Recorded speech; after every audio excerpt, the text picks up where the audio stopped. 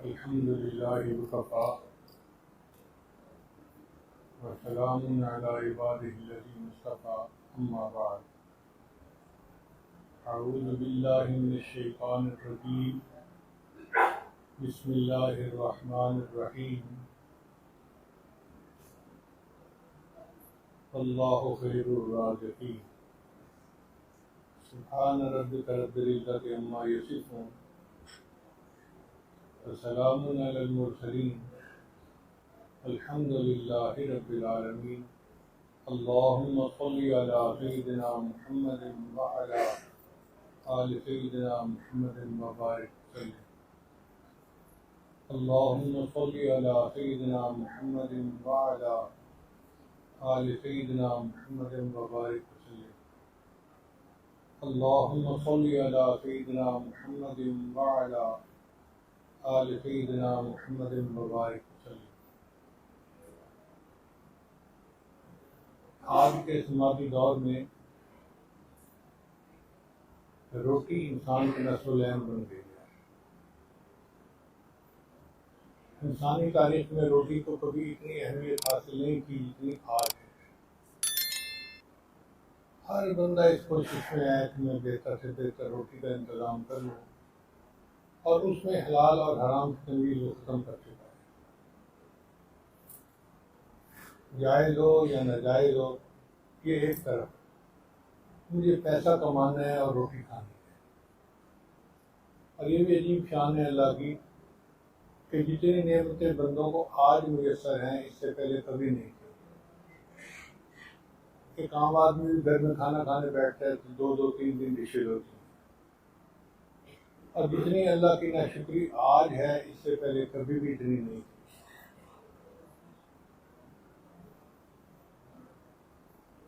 نبی علیہ السلام نے ہمیں کسی موقع پہ تنہا نہیں چھوڑا۔ اللہ کے پیارے حبیب صلی اللہ علیہ وسلم نے ہمیں ایسے طریقے بتائے کہ جس سے ہماری رزق کی پریشانی ختم ہو سکتی ہے۔ چنانچہ قرآن و حدیث پر غور کرنے سے ہمیں 17 ایسے پوائنٹ ملے ہیں جن کو ہم نے یکجا کر دیا ہے۔ تو آپ یوں سمجھیں کہ یہ چابیوں کا ایک گچھا ہے جو نبی علیہ السلام نے دیا کہ تم اس کو استعمال کرو گے تو اللہ رزق کے دروازے کھول دیں۔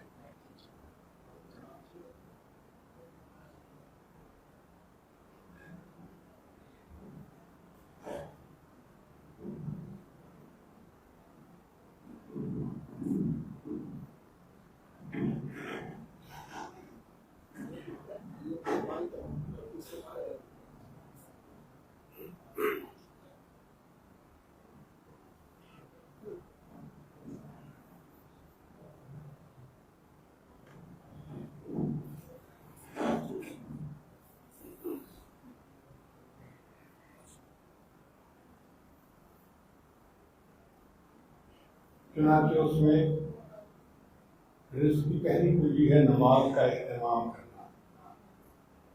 اللہ تعالیٰ ارشاد فرماتے ہیں وَأْمُرْ أَهْلَكَ بِالصَّلَاةِ وَاصْطَبِرْ عَلَيْهَا لَا نَسْأَلُكَ رِزْقًا نَحْنُ نَرْزُقُكَ۔ اپنے اہل خانہ کو نماز کا حکم دیجیے اور اس پر جمے رہیے۔ ہم آپ سے رزق کمانا نہیں چاہتے، رزق آپ کو ہم دیں گے۔ تو اللہ رب العزت اس میں وعدہ فرما رہے ہیں کہ جو نماز کا اہتمام کرے گا میں اسے رزق دوں گا۔ تو یہ بہترین کنجی ہے رزق میں وسعت حاصل کرنے کے لیے۔ آج اکثر گھروں میں دیکھا کہ نماز کے اہتمام میں بہت کمی ہے۔ جو نیک لوگ ہیں ان کی بھی فجر کی نمازیں قضا ہو گئی ہیں، عورتوں کی عشاء کی نمازیں قضا ہو جاتی ہیں، بچے جو ہیں وہ اپنے کھیلوں میں لگے رہتے ہیں، نمازوں کی طرف دھیان ہی نہیں ہوتا۔ تو جب گھر کے سارے لوگ نماز کی طرف سے بے فکر ہوں گے تو پریشانیاں تو ہوں گی صحیح۔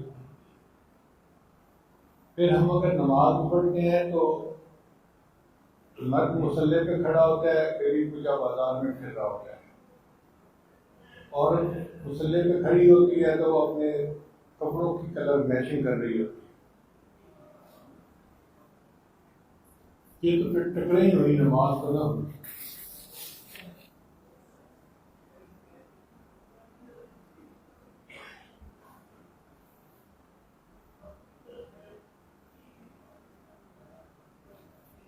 پھر اس کی دوسری کنجی ہے کثرت استغفار. قرآن مجید میں اللہ تعالیٰ ارشاد فرماتے ہیں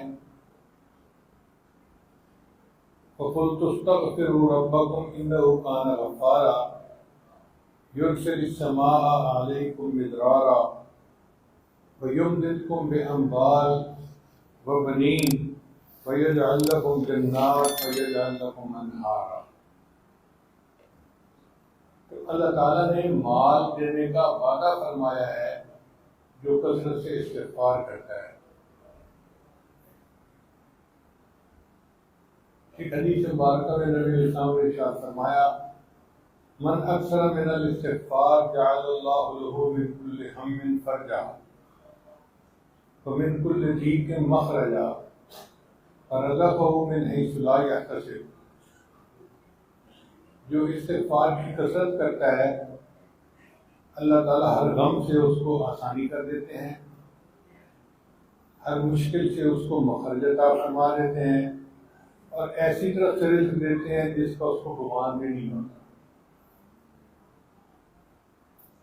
قرآن عظیم الشان میں یہ اللہ رب العزت کا وعدہ ہے، تو ہمیں یقین رکھنا چاہیے کہ واقعی استغفار کی کثرت سے اللہ ہماری رزق کی پریشانیاں ختم کر دیں گے. پھر تیسرا عمل ہے انفاق فی سبیل اللہ، اللہ کے راستے میں خرچ کرنا. عام طور پہ لوگ سمجھتے ہیں کہ خرچ کرنے سے مال کم ہوتا ہے، جبکہ اللہ کا وعدہ ہے کہ نہیں، مال خرچ کرنے سے مال بڑھتا ہے. اللہ ارشاد فرماتے ہیں وَمَا أَنفَقْتُم مِّن شَيْءٍ فَهُوَ يُخْلِفُهُ. تم اللہ کی راہ میں جو خرچ کرو گے اس کا بدلہ مل کر رہے گا.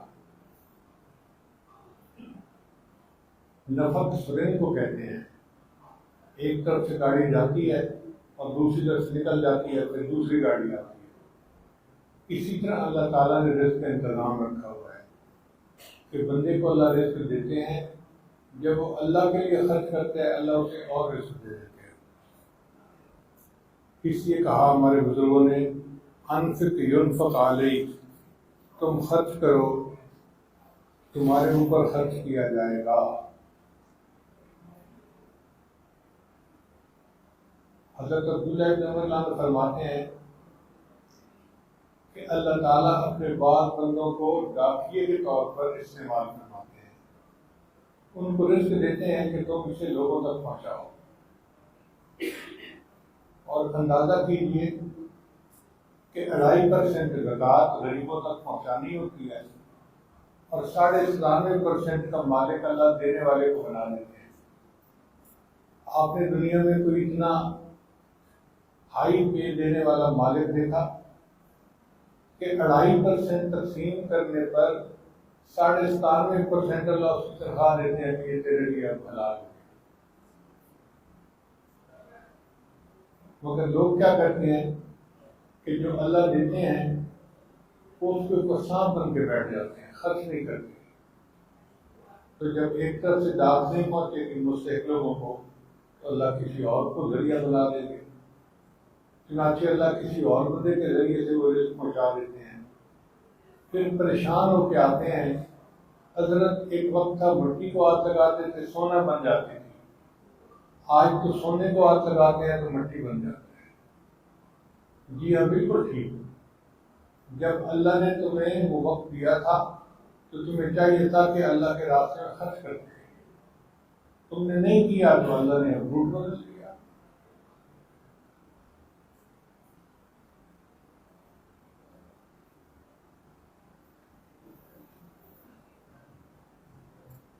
عبداللہ بن عمر فرماتے ہیں ان اللہ اقوام اختصهم بالنعم لمنافع العباد، کہ اللہ کے کچھ بندے ایسے ہوتے ہیں کہ اللہ نے ان کو اپنے بندوں کے نفع کے لیے مخصوص کر دیا ہوتا ہے.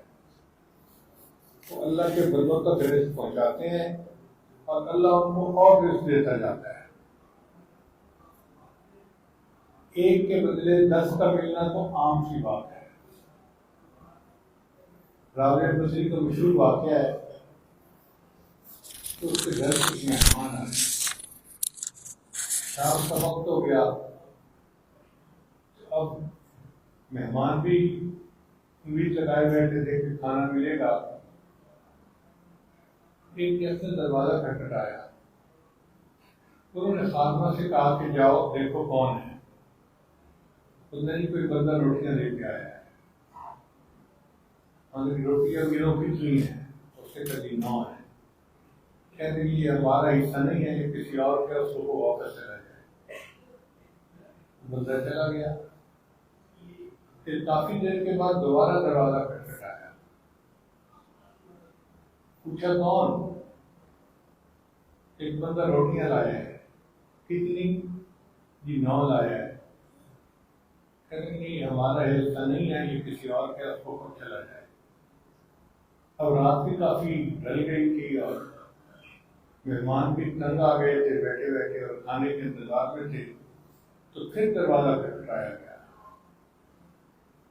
انہوں نے خادمہ سے کہا کہ پتہ کرو کون ہے۔ کہ یہ بندہ آیا ہے، کتنی روٹیاں لایا ہے؟ کہنے لگے 9۔ ہمارا حصہ نہیں ہے، اس کو تو چلا جائے۔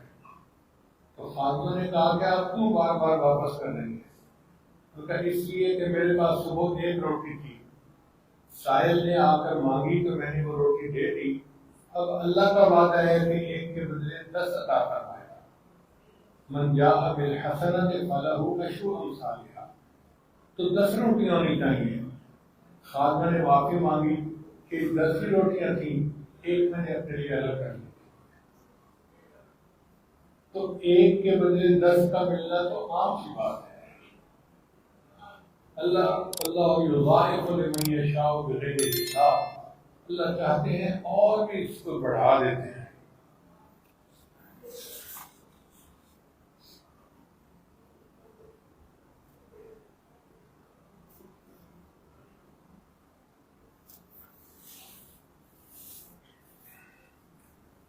چوتھی کنجی ہے دین کی خاطر ہجرت کرنا۔ اللہ فرماتے ہیں وَمَن يُهَاجِرْ فِي سَبِيلِ اللَّهِ يَجِدْ فِي الْأَرْضِ مُرَاغَمًا كَثِيرًا وَسَعَةً، جو اللہ کے راستے میں ہجرت کرے گا اس سے جائے پناہ بھی ملے گی اور رزق بھی وسعت میں ملے گا۔ تو جو لوگ جاتے ہیں کہیں، وہ دین کی نسبت سے جائیں، دین کی نیت کر کے جائیں، اللہ رزق بھی بڑھا دیتے ہیں۔ 5ویں کنجی ہے تقوی اختیار کرنا۔ اللہ تعالیٰ ارشاد فرماتے ہیں وَلَوْ أَنَّ أَهْلَ الْقُرَىٰ آمَنُوا وَاتَّقَوْا، اگر یہ بستی دیسوں والے ایمان لاتے اور تقوی اختیار کرتے، لَفَتَحْنَا عَلَيْهِمْ بَرَكَاتٍ مِّنَ السَّمَاءِ وَالْأَرْضِ، تو ہم آسمان اور زمین سے ان کے اوپر برکتوں کے دروازے کھول دیتے۔ ایک جگہ اللہ فرماتے ہیں لَأَكَلُوا مِن فَوْقِهِمْ وَمِن تَحْتِ أَرْجُلِهِمْ، ہم ان کو وہ نعمتیں کھلاتے جو آسمان سے اترتی ہیں، ان کی روحانی غذا بندی، اور وہ نعمتیں کھلاتے جو زمین کے نیچے سے نکلتی ہیں، ان کی جسمانی غذا بندی۔ تو تقوی سے انسان کو روحانی اور جسمانی سب غذا ملتی ہے۔ ایک جگہ اللہ فرماتے ہیں وَمَن يَتَّقِ اللَّهَ يَجْعَل لَّهُ مَخْرَجًا وَيَرْزُقْهُ مِنْ حَيْثُ لَا يَحْتَسِبُ، جو اللہ سے ڈرتا ہے اللہ اس کے لیے مخرج بنا دیتے ہیں اور اس کو ایسی طرف سے رزق دیتے ہیں جس کو اس کو وہم گمان بھی نہیں ہوتا۔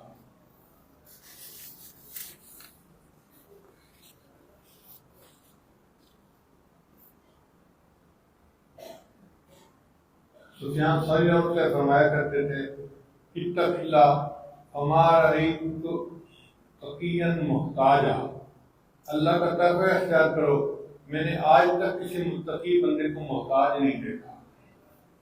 جو متقی ہوگا اسے اللہ رزق پہنچائے گا۔ ہم نے پی ایچ ڈی ڈاکٹروں کو دیکھا ہے کہ دنیا کے اتنے اعلیٰ تعلیم یافتہ تھے کہ ان کے اوپر بڑھاپے میں ایسا وقت آیا کہ محتاجی میں ان کی موت آئی، مگر دین والوں کے لیے آپ نے کبھی ایسا نہیں سنا ہوگا۔ ہاں یہ تو سنا امام مسلم رحمۃ اللہ علیہ کھجوریں کھا رہے تھے اور مطالعہ کر رہے تھے، تو پتہ ہی نہیں چلا اور اتنی کھجوریں کھا لی کہ زیادہ کھانے کی وجہ سے موت آ گئی۔ محتاجی میں موت آنا یہ دینداروں کے ساتھ نہیں ہے۔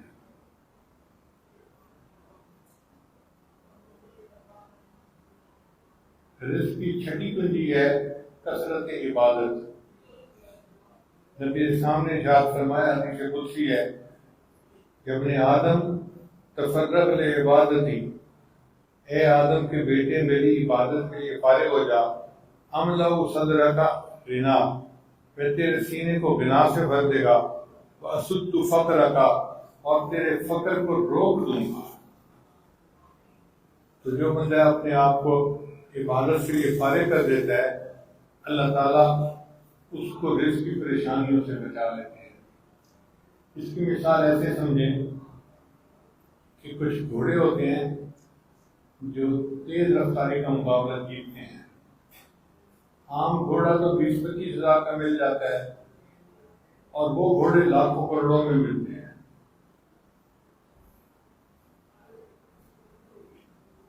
اب اگر دوڑ کا مقابلہ جیتنے والے گھوڑے کے مالک کو کوئی کہے کہ یہ گھوڑا دے دو، میں نے گدے گاڑی میں استعمال کرنا ہے، تو وہ کیا کہے گا؟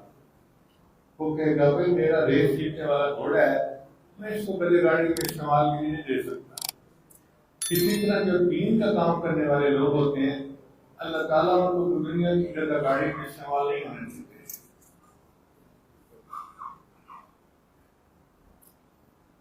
رزق کی ساتھی کنجی کثرت حج اور عمرہ کرنا۔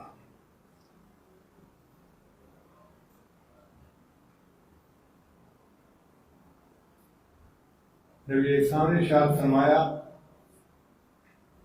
وما امعر حاج قط، کثرت سے عمرہ اور حج کرنے والا محتاج نہیں ہوتا۔ تو صحابی نے پوچھا کہ ومل امعار کیا ہے؟ تو نبی اسلام نے فرمایا کہ اللہ اس کو غیر کی محتاجی نہیں رہتی۔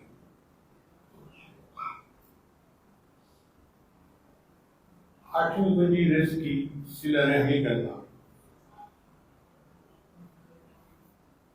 ابو ہریرہ روایت کرتے ہیں کہ نبی اسلام نے ارشاد فرمایا، من احب ان یزاد فی عمرہ و یزاد فی رزقہ، جو پسند کرے کہ اس کی عمر میں برکت ہو اور اس کے رزق میں وسعت ہو، فلیصل رحمہ، اس کو چاہیے کہ وہ صلہ رحمی کرے۔ یہ بخاری شریف کی روایت ہے۔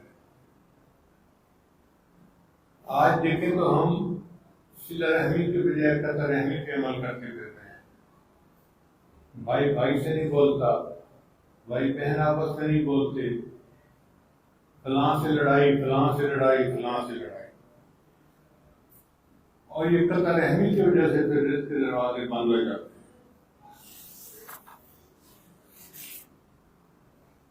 کئی نوجوانوں کو تو دیکھا ماں باپ سے نہیں بولتے۔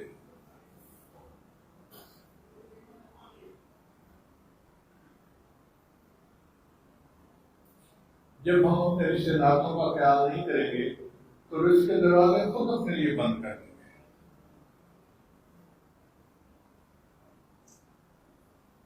رزق کی نمی بنی ہے کمزوروں سے حسن سلوک کرنا۔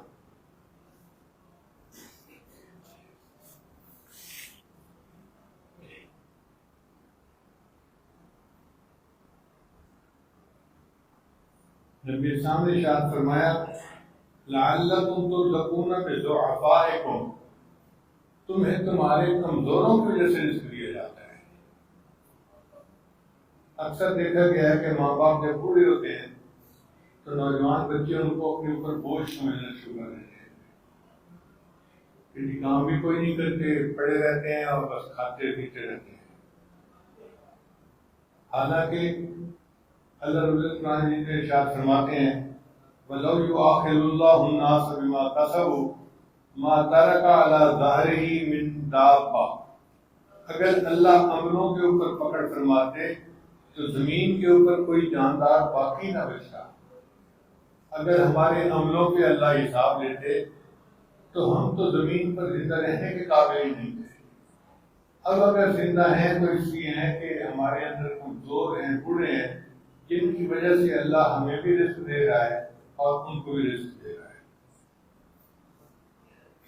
رزق کی 10ویں کنجی اللہ پر توکل کرنا۔ اللہ فرماتے ہیں وَمَن يَتَوَكَّلْ عَلَى اللَّهِ فَهُوَ حَسْبُهُ، جو اللہ پر توکل اختیار کرتا ہے اللہ اس کے لیے کافی ہو جاتا ہے۔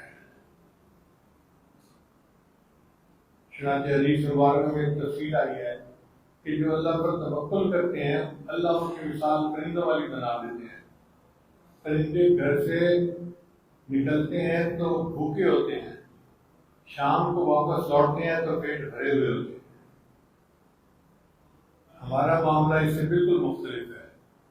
ہم گھر سے نکلتے ہیں تو پیٹ بھر کے نکلتے ہیں اور شام کو واپس آتے ہیں تو بھوکے، آتے ہی بیوی کو کھانا دو، امی کو کھانا دو، فلاں کو کہتے ہیں کہ کھانا دو۔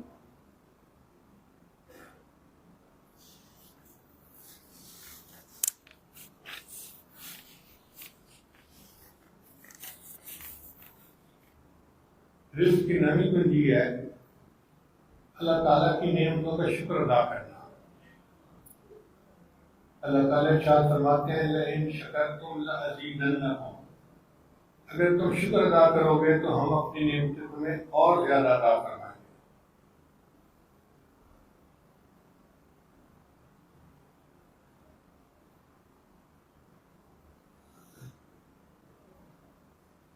ابن عطاء اسکندری رحمۃ اللہ علیہ اس امت میں ایک بڑے بزرگ گزرے ہیں،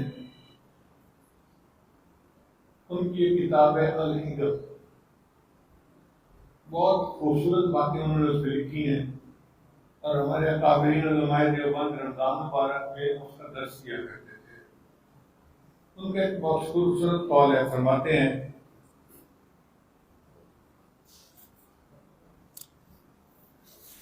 من لم یشکر النعمہ فقد تعرض لزوالها، جو نعمت کا شکر ادا نہیں کرتا وہ اللہ کو نعمت واپس لینے کے لیے پیش کر دیتا ہے، اللہ مجھے اس کی ضرورت نہیں۔ من لم یشکر النعمہ فقد تعرض لزوالها ومن شکرها فقد قید بعقالها، اور جو اس کا شکر ادا کرتا ہے وہ اس نعمت کو نکیل ڈال کے اپنے پاس قابو کر لیتا ہے۔ تو جب ہم شکر ادا کریں گے تو نعمت ہمارے پاس رہے گی اور اللہ اس میں برکت عطا فرمائے گا۔ پھر 12ویں کنجی ہے اہل خانہ کو سلام کرنا۔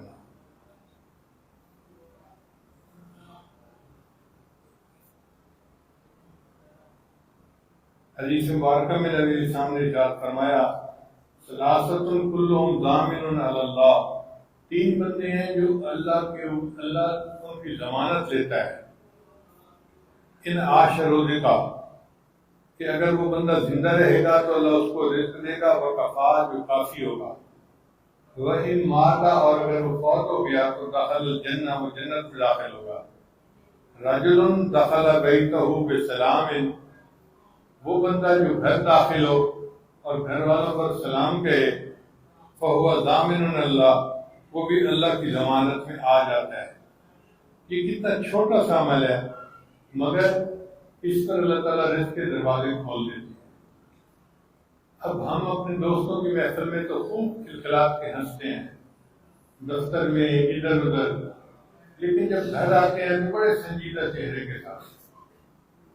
جبکہ نبی علیہ السلام کی سنت مبارکہ ہے، سیدہ صدیقہ فرماتی ہیں کہ نبی السلام جب بھی گھر تشریف لاتے تھے مسکراتے چہرے کے ساتھ آتے تھے اور اہل خانہ کو سلام کیا کرتے تھے۔ اتنے چھوٹے سے عمل پر اللہ تعالیٰ بندے کے رزق میں فراخی عطا فرما دیتے ہیں۔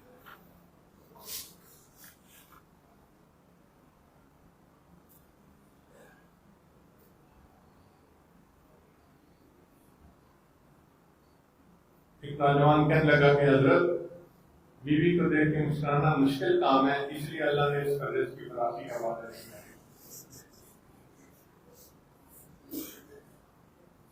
پھر 13واں عمل، 13ویں کنجی جو ہے وہ ہے والدین کی فرما برداری۔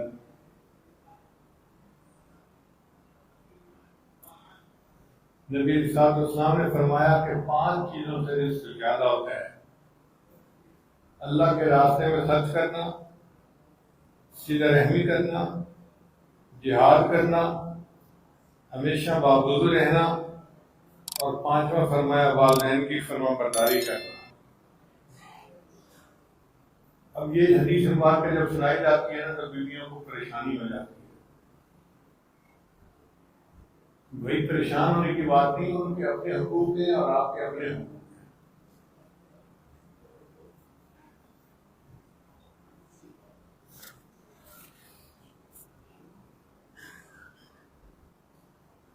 حضرت شیخ الحدیث مولانا زکریا رحمۃ اللہ علیہ نے ایک واقعہ اپنی کتاب میں لکھا ہے۔ فرماتے ہیں کہ ایک آدمی تھا جو مستجاب الدعوات تھا۔ مستجاب الدعوات کا کیا مطلب کہ وہ جو دعا مانگتا تھا قبول ہوتی۔ تو ایک آدمی کو خیال ہوا کہ میں دیکھوں کہ اس کا کون سا عمل ہے جس کی وجہ سے مستجاب الدعوات ہوئی ہے۔ اس نے اس کو کہا کہ میں آپ کے ساتھ 2-3 دن گزارنا چاہتا ہوں۔ وہ اسے اپنے گھر لے گیا۔ اس نے دیکھا کہ عمل اس کا کوئی بہت خاص تو نہیں کہ ساری رات تہجد پڑھے، عبادت کرے، قرآن پڑھے۔ ہاں ایک بات تھی، اس کے گھر میں 2 سور بندے ہوئے تھے اور وہ پہلے ان کو کھلاتا تھا، بعد میں خود کھاتا تھا۔ تو تیسرے نے اس نے کہا کہ میں تو دیکھنے کے لیے آیا تھا، میں نے تو آپ کا کوئی عمل ایسا نہیں دیکھا، آپ مجھے بتایا مستجاب الدعوات کیسے بنتے۔ اس نے کہا کہ سنو، جو سور بندے ہوئے ہیں نا یہ میرے والدین ہیں۔ انہوں نے صحابہ کرام کے بارے میں کوئی ایسا تان کیا تھا کہ اللہ نے ان کی شکلیں مسخ کر دی، مگر میرے تو والدین ہیں، میں آتا ہوں تو پہلے ان کو کھلاتا ہوں، بعد میں خود کھاتا ہوں، اور اس عمل کی وجہ سے اللہ نے مجھے مستجاب الدعوات بنا دیا۔ اب آپ بتائیے کہ ایسے ماں باپ جن پر اللہ کا عذاب آیا ہے، ان کی خدمت کرنے پر اگر اولاد کے اللہ مستجاب الدعوات بنا دیتے ہیں تو جو ماں باپ نیک ہوں گے ان کی خدمت کرنے پر اولاد کو کیا فرمائیں گے۔ اس لیے اللہ نے فرمایا وَصَاحِبْهُمَا فِي الدُّنْيَا مَعْرُوفًا، کہ اگر تمہارے باپ مشرک بھی ہوں تو دنیا میں ان کے ساتھ اچھی زندگی گزارو۔ رزق کی 4ویں وجہ ہے دوام طہارت، ہر وقت باوضو رہنا۔ یہ عادت کی بات ہے، جیسے ہمیں ہر وقت بے وضو رہنے کی عادت ہے، اسی طرح اگر ہم چاہیں تو ہمیں ہر وقت باوضو رہنے کی عادت بھی بن سکتی ہے۔ ہر وقت باوضو رہیں اور جب وضو ٹوٹے پھر وضو کر لیں، کوئی اتنا مشکل کام بھی نہیں۔ اس کے کئی فوائد ہیں۔ ایک فائدہ تو یہ ہے کہ نماز پڑھنی آسان ہوتی ہے۔ ہمارے ایک دوست ہیں، ڈاکٹر ہیں، سرجن ہیں، وہ کہتے ہیں کہ مجھے کئی دفعہ 9 گھنٹے کا لمبا آپریشن کرنا پڑتا ہے لیکن کبھی میری نماز قضا نہیں ہوئی۔ میں نے پوچھا وجہ کیا ہے؟ کہنے لگے میں ہر وقت باوضو رہتا ہوں اور آپریشن کے دوران میں اپنے کولیگ کو کہتا ہوں کہ بھائی میں تھوڑی دیر میں آتا ہوں، جوائن کر لوں گا، آپ لوگ اس کو آگے پروسیس کریں۔ وہیں آپریشن تھیٹر میں نے مصلی بچھایا ہوتا ہے، میں جلدی سے نماز پڑھ کے دوبارہ اپنے گلوز پہن کے آپریشن کے لیے آ جاتا ہوں اور میری نماز اس وقت بھی قضا نہیں ہوتی۔ اب اگر ایک آپریشن کرنے والا ڈاکٹر اس حال میں بھی نماز قضا نہیں ہونے دیتا تو کاروباری لوگ یا دوسرے لوگ کیسے بہانہ کر سکتے ہیں کہ جی ہمیں تو فرصت ہی نہیں ملتی۔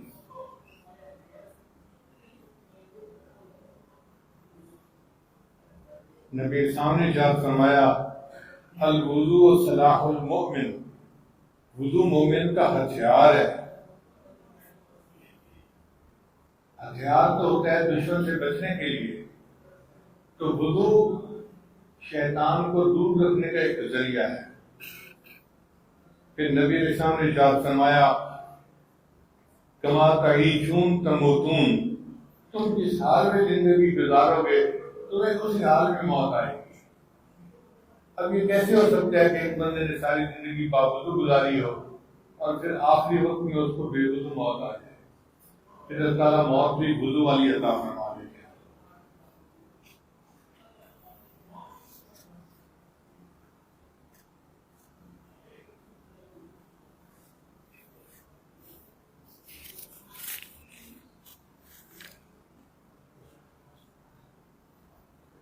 17ویں کنجی ہے دعا.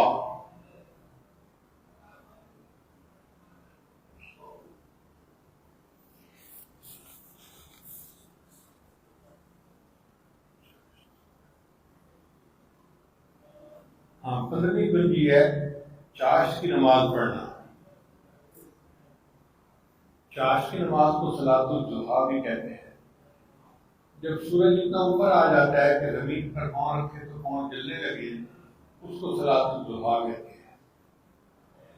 وہ رزق میں برکت کا ذریعہ ہے. ہمارے اکابر صبح جب رزق حلال کے لیے گھر سے نکلتے تھے تو ان کی بیویاں مصلی پر بیٹھ کر صلاۃ الضحیٰ پڑھ کے دعائیں مانگتی تھیں تو اللہ ان کے رزق میں برکت عطا فرماتے تھے.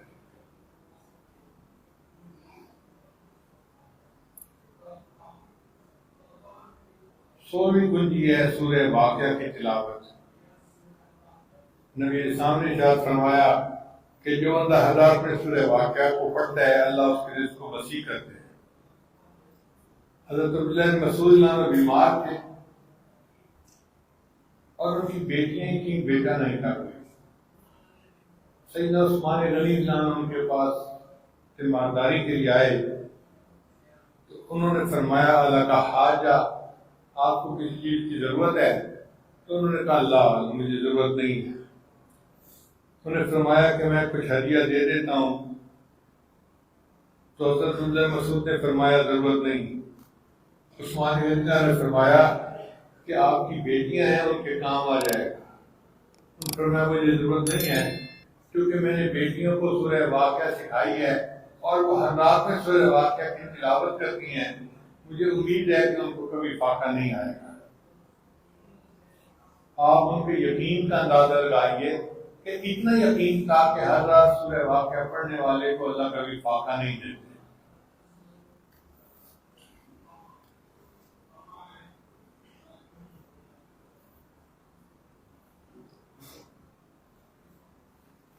ستویں کنجی ہے دعا کرنا.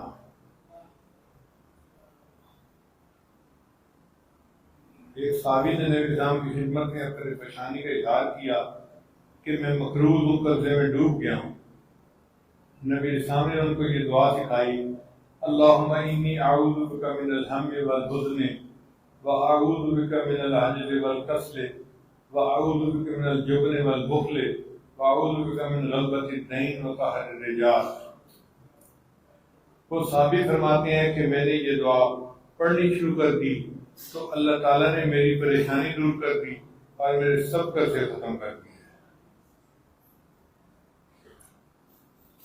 اگر ہم ان 17 باتوں کو سامنے رکھیں اور اللہ سے دعائیں مانگیں تو اللہ تعالیٰ ہماری سب پریشانیوں کو دور کر دیں گے. مانگنے کی کمی ہے. شاید نے عجیب بات کہی، ٹوٹے رشتے وہ جوڑ دیتا ہے، بات رب پہ جو چھوڑ دیتا ہے.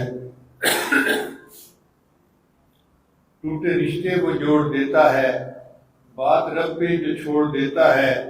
اس کے لطف و کرم کا کیا کہنا، لاکھ مانگو کروڑ دیتا ہے.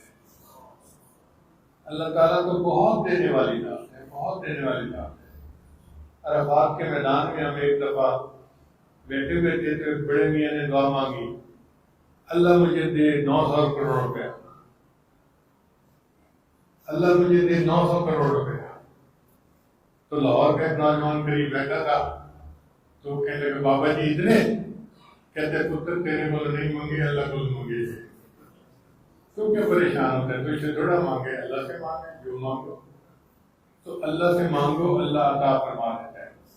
میری دعا ہے کہ جتنے حضرات یہاں تشریف لائے ہیں اللہ ان کا آنا قبول فرمائے اور ہمیں اللہ تعالیٰ رزق کی پریشانیوں سے بچائے اور اپنی عبادت کے لیے، دین کی خدمت کے لیے قبول فرمائے.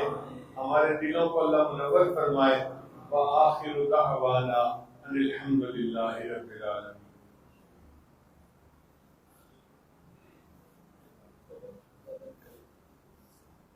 بیت کے کلمات پڑھائے جائیں گے. جو کلمات یا حدیث پڑھے سچے دل کے ساتھ کے پڑھتے جائیے. الحمد للہ وکفی وسلام علی عبادہ الذین اصطفی. پڑھتے جائیے بسم اللہ الرحمن الرحیم لا الہ الا اللہ محمد رسول اللہ آمنت باللہ وملائکتہ وکتبہ ورسلہ والیوم الآخر والقدر خیرہ وشرہ من اللہ تعالی والبعث بعد الموت آمنت باللہ كما هو بأسمائه وصفاته فقبلت جميع أحكامه إقرار باللسان وتصديق بالقلب أشهد أن لا إله إلا الله وأشهد أن محمدا عبده ورسوله أستغفر الله ربي من كل ذنب وأتوب إليه برحمتك يا أرحم الراحمين.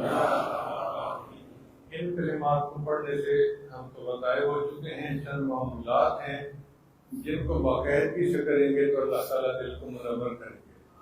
ان میں پہلا عمل ہے 100 مرتبہ استغفار پڑھنا، استغفر اللہ ربی من کل ذنب واتوب الیہ. دوسرے 100 مرتبہ درود شریف پڑھنا، اللہم صلی علی سیدنا محمد وعلی آل سیدنا محمد وبارک وسلم. تیسرا قرآن مجید کی تلاوت روزانہ کرنا، ایک پارہ روز پڑھیں تو بہت اچھا، مشکل ہو تو آدھا صحیح مگر پڑھیں ضرور. چوتھا عمل ہے چلتے پھرتے ہر وقت دل میں اللہ کو یاد کرنا، اذکار ول دل یار ول، دست وقار دل بیار، ہاتھ کام کاج میں مشغول اور دل اللہ تعالیٰ کی یاد میں مشغول. اور پانچواں عمل ہے مراقبہ. مراقبہ ہمارے تمام معمولات کا لب لباب اور نچوڑ ہے. طریقہ بڑا آسان ہے. جب نماز پڑھ کے فارغ ہوں تو تھوڑی دیر کے لیے آنکھیں بند کر کے اللہ سے دعا لگا کے بیٹھیں کہ اللہ کی رحمت آ رہی ہے، دل میں سما رہی ہے، دل کی ظلمت اور سیاہی دور ہو رہی ہے اور میرا دل اللہ اللہ اللہ بول رہا ہے اور میں سن رہا ہوں. چند دن مراقبہ کرنے سے دل میں اللہ کی محبت بڑھے گی، آپ اس کی لذت کو خود محسوس کریں گے. ہم نے الحمدللہ اپنی زندگی میں لاکھوں لوگوں کو یہ عمل بتایا اور ان کی زندگی میں اللہ کی محبت کو بڑھتے آنکھوں سے دیکھا ہے. اس محنت کی حقانیت کی دلیل بھی یہی ہے کہ اس سے بندے کے دل میں اللہ کی محبت بڑھتی ہے. سبحان اللہ. ایک عمل کا پتہ چلے کہ جس سے اللہ کی محبت بڑھتی ہے تو بندہ تو اس پہ قربان ہو جائے. تو ہم مراقبے کو پابندی کے ساتھ کریں اور پھر اللہ تعالیٰ کی محبت میں زندگی گزاریں. دعا ہے اللہ تعالیٰ سب کو اپنے مقبول بندوں میں شامل فرمائے. وآخر دعوانا الحمدللہ رب العالمین.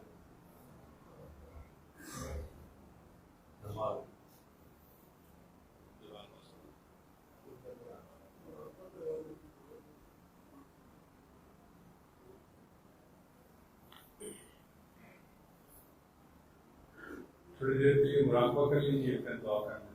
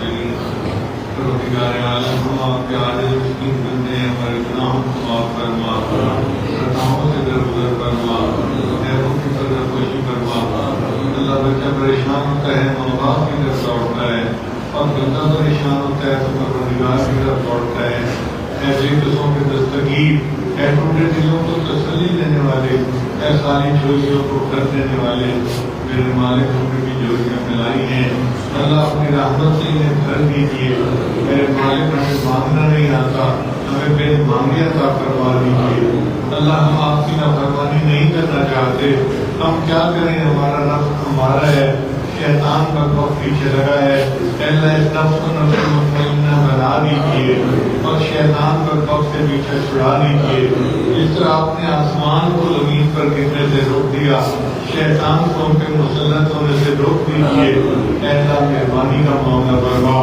نہ ہمارے پاس روح ہے نہ رنگ ہے نہ یار کو منانے کا ڈھنگ ہے ہم جائیں تو کہاں جائیں مانگے تو کس سے مانگے اللہ ہمیں قرض کھا دیجیے ہماری بے بسی اور بے کسی پر رحم کر دیجیے اللہ کرم کر دیجیے اللہ وہ تیرے کتنے خوش نصیب لوگ ہوتے ہیں جو احرام باندھ کے نکلتے ہیں کوئی بیت اللہ کا طواف کرتا ہے کوئی حضرت کو بوسے دیتا ہے کوئی مقام ابراہیم میں نقل پڑھتا ہے کوئی لبیک اللہم لبیک پڑھ رہا ہوتا ہے اللہ ہمیں بھی ان خوش نصیب کو شامل فرما دیجیے اور ہمیں بار بار اپنے گھر کا دیدار عطا فرمائیے اور اپنے پیارے بیٹوں کے در کی قبولیت پر حاضری بار بار عطا فرما دیجیے پروردگار عالم ہمارے پاس تو بہت سارے حاجات ہیں اور آپ قاضی الحاجات ہیں پروردگار عالم ہماری حاجتوں کو پورا کر دیجیے اس پورے مجمع میں جو دوست موجود ہیں جو ان کی حاجات ہیں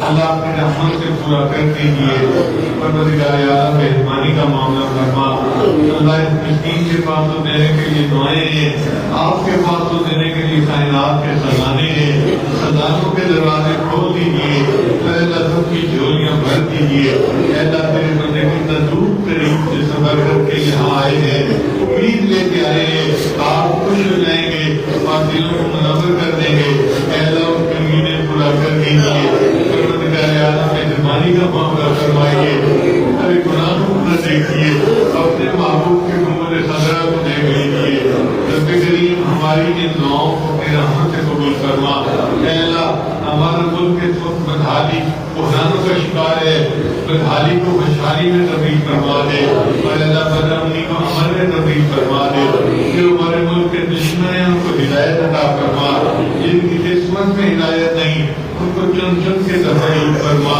اے اللہ مدارس عربیہ کی حفاظت فرما دعوت و تبلیغ کے کام کی حفاظت فرما جہاں اللہ اور خانقاہوں کی حفاظت فرما ہمارے دین و حرم کی حفاظت فرما پروردگار عالم کے ہاتھوں کو قبول فرما اس مجمع میں جو دل کی نیک مرادیں ہیں اپنی رحمت سے ان کو پورا فرما اللہ ہماری ان دعاؤں کو قبول فرما ربنا تقبل منا اللہ یہاں کے مقامی لوگوں نے اس محبت کے ساتھ اجتماع کی تیاریاں کی کوشش کی اللہ ان کو ان کی امیدوں سے بڑھ کر اجر عطا فرما دیجیے اور جنہوں نے اس کی اجازت دی ان کو بھی ان دعاؤں میں حصہ عطا فرما دیجیے اللہ اس پورے ملک پر برکتیں عطا فرما دیجیے جو اللہ ان کی نیک مرادیں ہیں ان کو پورا فرما دیجیے ربنا تقبل منا انک انت السمیع العلیم وتب علینا انک انت التواب الرحیم صلی اللہ تعالی علی حبیبی